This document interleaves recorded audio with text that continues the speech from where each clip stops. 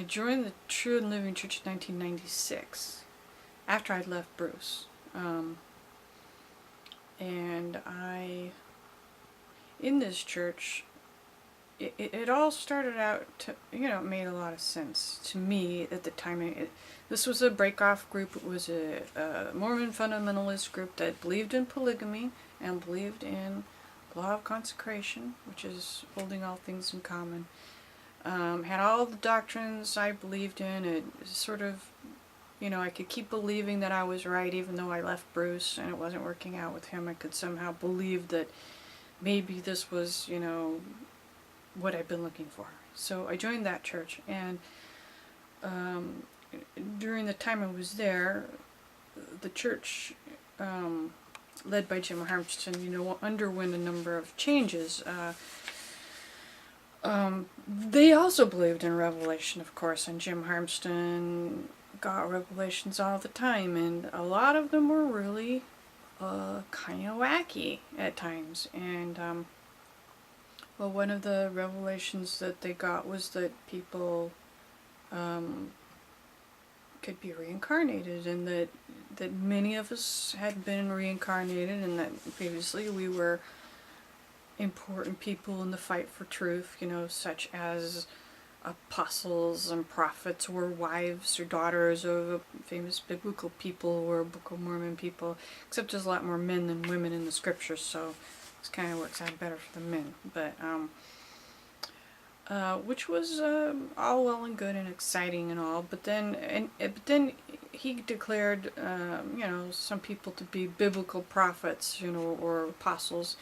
And then they later left the church, and he decided that, okay, they weren't that person after all. And we're all like, wait a minute now, you said that this person had been such and such prophet in a previous life. Why is he now suddenly not that person? Because he was unfaithful. And then it came the revelation that it was like a calling. It was like not, it wasn't just a person, it was a calling, and he'd lost that calling because he'd gone against the truth. And that started to seem quite wacky to me. That like backtracking, and you're coming up with these seemingly great and true revelations, but then when something doesn't work out, you're backpedaling. And again, when he said that several times, making predictions that Jesus Christ would come back even on a certain day, and it didn't happen, well, then the revelation came that it was our fault because we weren't worthy, we weren't living the true religion. In fact, we had evil spirits, the whole church, everybody had evil spirits, and so we need to repent and get rid of them. And it just seemed like every time, when he said something, then he would have to backpedal and try to apologize and make, explain why. I may come up with some really complicated doctrine to explain why it was still true, whatever he said, even though it doesn't really work, just all sorts of crazy things going on there. So I think that at this point, and I had been in this church 3 years by the end of it. And I had, I had married somebody there and left them, and I had married another man. And I was with my third husband, this other man, and I was starting to wish I could leave the church, and just, that we could all leave the church and just maybe we could make it as a polygamous family on our own, without all the religious mumbo jumbo and complications and confusion. And then my husband, and he and some of the others in our little group were starting to sound like we're all going to leave and quit the church. But then they got a revelation, okay, that the church was still true and they needed to get in line with the church. And then I was like, no way. I was like, I can't do this anymore. That was it. I decided I had to leave because I just couldn't. I couldn't go there. I couldn't go get my evil spirits thrown out. I didn't want to have anything to do with that. I didn't believe in it. I thought it was baloney, actually, and just blaming people and, I don't know, using religion to manipulate and control us.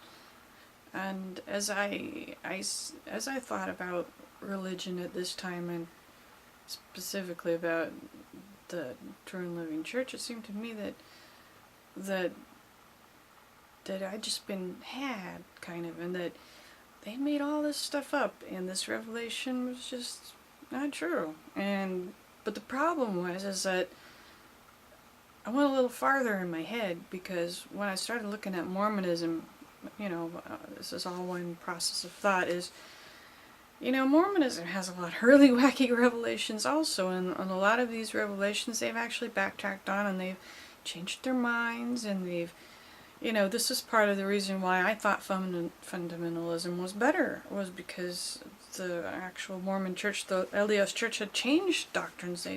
They'd gone against revelations they'd received in the beginning and changed their minds, and which seemed wrong to me. I thought, well, if it were true, it should stay true.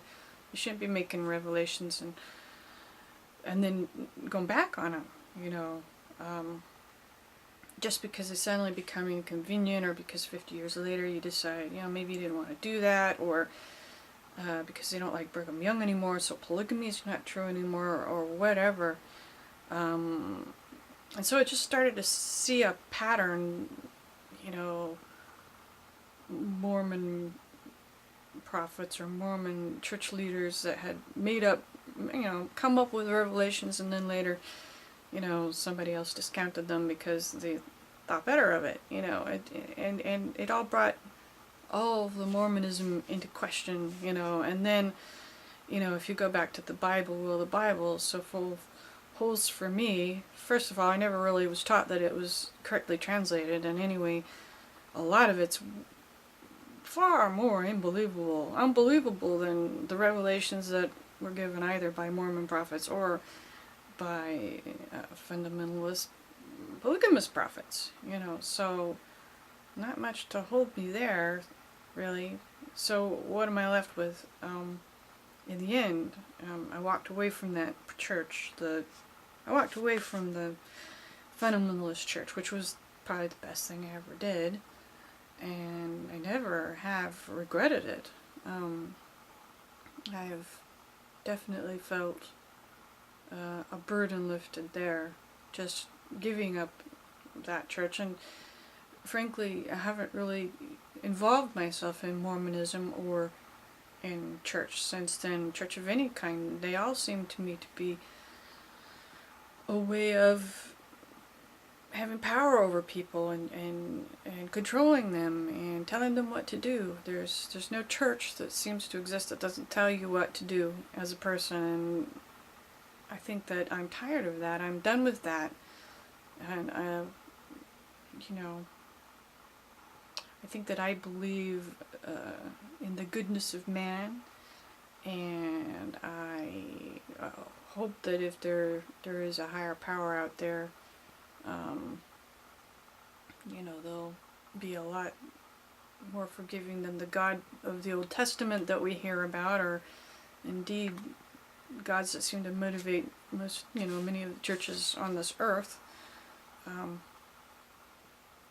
And so I told everybody when I left that church that I was taking a vacation from religion, because I had done more religion than anybody should up to that point, and I had overdosed on it, and I think that I could probably take the rest of my life off on this vacation and never worry about it, because I have done too much thinking about it already. So right now, I don't go to church, and I'm not worrying about it. I go to the Church of the Fluffy Pillow, which is sleeping in on Sunday mornings. So that's where I'm at right now with religion and church and with God. So, and I have actually never felt so good in my life